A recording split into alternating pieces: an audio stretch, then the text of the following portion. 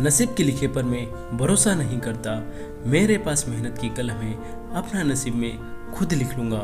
नमस्कार दोस्तों, पाकिस्तान के बलूचिस्तान की मुनीबा जिनकी सिर्फ 18 साल की उम्र में शादी कर दी जाती है। जैसा कि आमतौर पर बलूचिस्तान में महिलाओं के साथ ऐसा ही होता है, कम उम्र में उनकी शादी कर दी जाती है, साथ ही उनके सपनों, उनके अरमानों को रोंद दिया जाता है। शादी के महज 2 साल बाद 2007 में मुनीबा का एक भयंकर एक्सीडेंट हो जाता है। उनके पति ड्राइव करते हुए सो जाते हैं और उनकी गाड़ी गहरी खाई में गिर जाती है।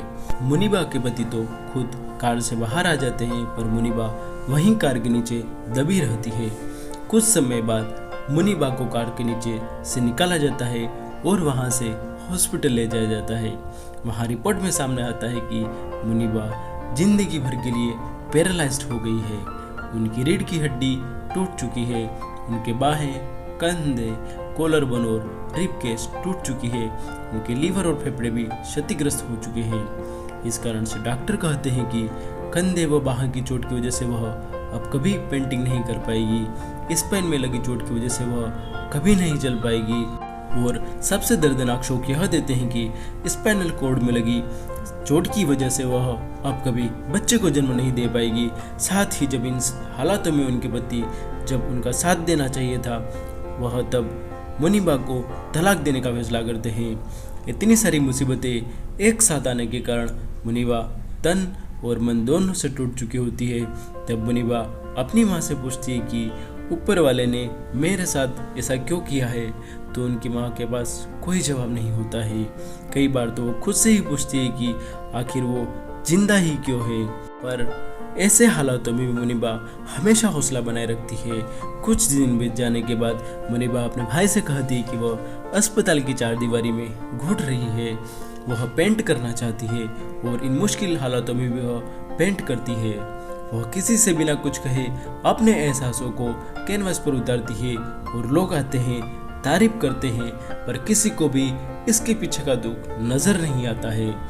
मुनीबा अब निर्णय कर लेती है कि अब वह खुद के लिए जिएगी, किसी के लिए परफेक्ट नहीं बनेगी। वह खुद को बेहतर बनाने के प्रयास करेगी। वह एक एक कर अपने सारे डर कागज पर लिख देती है और सबसे सामना करने को ठान लेती है। मुनीबा को बताया गया था कि अब वह किसी बच्चे को जन्म नहीं दे सकती है। इस बात से निराश मुनीबा को ध्यान में आता है कि दुनिया में बहुत से बच्चे हैं जिनका कोई नहीं है।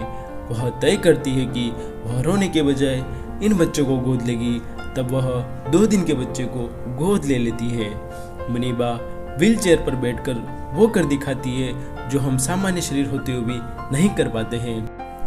पाकिस्तान की टीवी पर एंकर का काम शुरू करती है, पेंटिंग करती है, एड कैंपेन करती है और दुनिया को दिखाती है कि व्हील चेयर पर बैठा इंसान क्या नहीं कर सकता। वह पहली व्हील चेयर बाउंड मॉडल, पहली व्हील चेयर बाउंड एंकर है।